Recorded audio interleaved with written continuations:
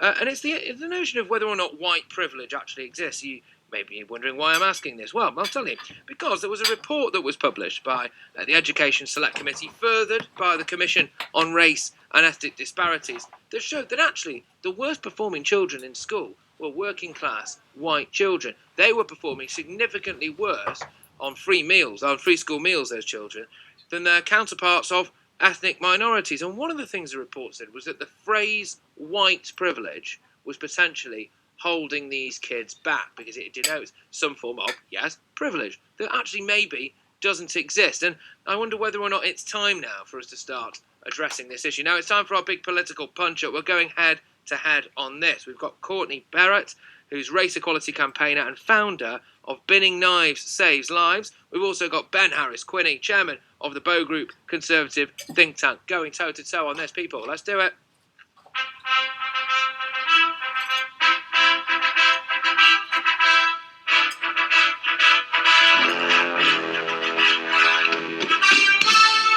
Right, everybody. Big political punch-up time, everyone. Yes. So, look, we're going to go. Everyone knows the drill by now. Each of my esteemed guests gets a wonderful 60 seconds uninterrupted to make their case, and then we just deal with the wider issues in a big debate from that. Courtney Barrett, race equality campaigner and founder of Binning Knives Save Lives. I'm going to start with you, please, my good man. Look, firstly, should we be banning the phrase white privilege? Does white privilege exist? Please talk to me. It's not whether white privilege exists or not. It does exist. Everybody knows it exists. The British Empire was built on slavery and white privilege. The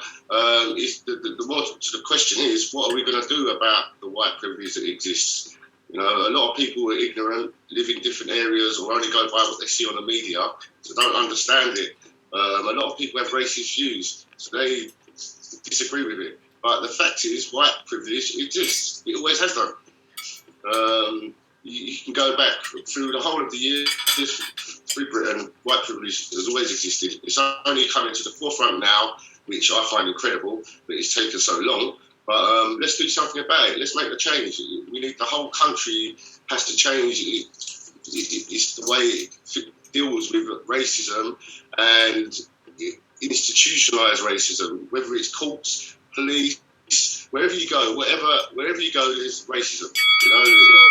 That's your 60 seconds. Great points. We'll be returning to all of that, Courtney. Good stuff. Thank you very much for that. Ben, over to you now. You know the drill. 60 seconds starts now. Does white privilege exist? Should we be banning the phrase white privilege, do you think?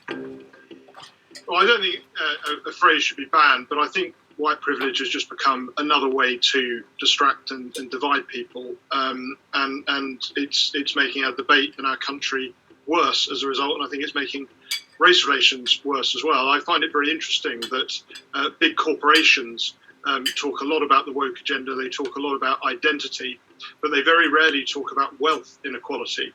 And what this recent report found was that the biggest diktat of inequality in society is just that. It's not the colour of your skin, it's the economic background you're born into. And in that economic background, disadvantaged white people from poorer backgrounds do a lot worse than people from BAME backgrounds. So I think you can talk about this from a philosophical point of view, but you can also look at the data.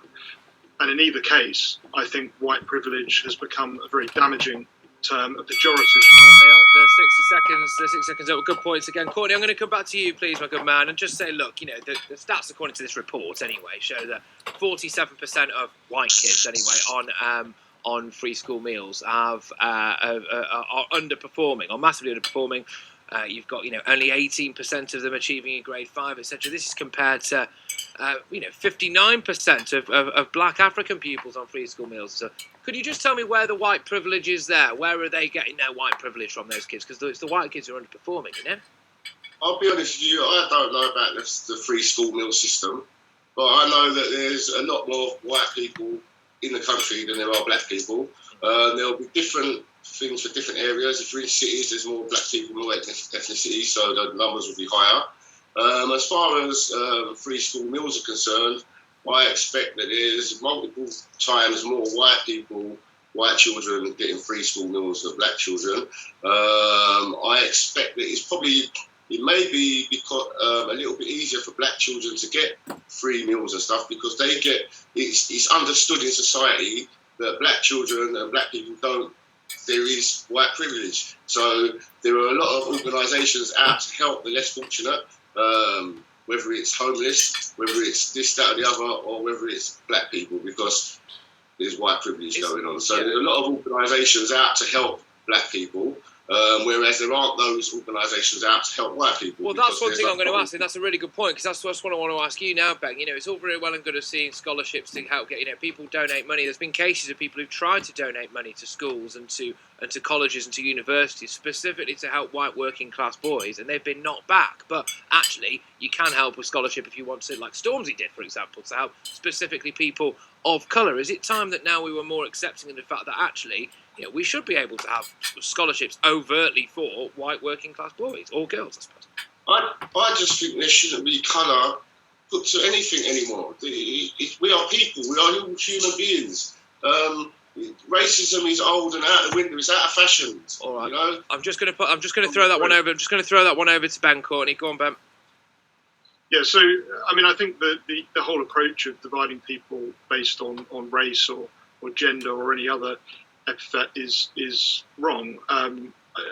You get a variety of jobs that come up. There was recently some prominent jobs at the BBC at the One Show where white candidates were told not to apply. This was only for people from BAME backgrounds, and I think the same is true of scholarships or university applications or any of those other things. I don't think race should be a factor. I think the best candidate should get the position. But in terms of helping people from deprived backgrounds, that is where there needs to be an active approach. But I don't think it needs to be an active approach based on race. It needs to be an active approach based on economic circumstances. And that's what not just this latest report, but all reports bear out, that it's not about the colour of your skin. It's about your economic circumstances. Do you come from a two-parent family or a single-parent family? These very real factors that I think do make a difference in people's lives, but show no necessity to separate people based on race or gender or sexuality or any of those other things that we're actually constantly debating, and I think serve as a distraction from the real problems in society. Interesting stuff. Courtney, I'm just going to ask you, look, if I was, which I'm very thankfully not, by the way, I think that's pretty apparent, but if I was someone who was, born into abject poverty, white working class, free school meals, no food on the table, whatever, maybe a broken home as well, all of this stuff, like that kind of potent cocktail combination there, and I go to school and I get told that I've got white privilege, I'm not sure how well that would sit with me. Do we need to be throwing out this blanket term, do you think, Courtney? I don't think it helps. It doesn't help, like our friend has said, it doesn't help the term white privilege. None of these terms help. They do divide. When the thing is, if you're, like you said, if you're going to school as a white child, you're probably ignorant to white privilege. You might go to school, you mingle with black people, you don't see the problem. You could be on the other hand, where you live in the sticks in the country, you only see what you see on the media, you don't see the problem, But when you're black and you live in this country, you see the problem every day, multiple times a day, and it's happening. But the terms, they don't help. Everything does divide. There's always going to be a debate. There's always those for and against. I'm just quite intrigued. Do you believe that anyone who doesn't think white privilege exists is either racist or clueless? Is that right?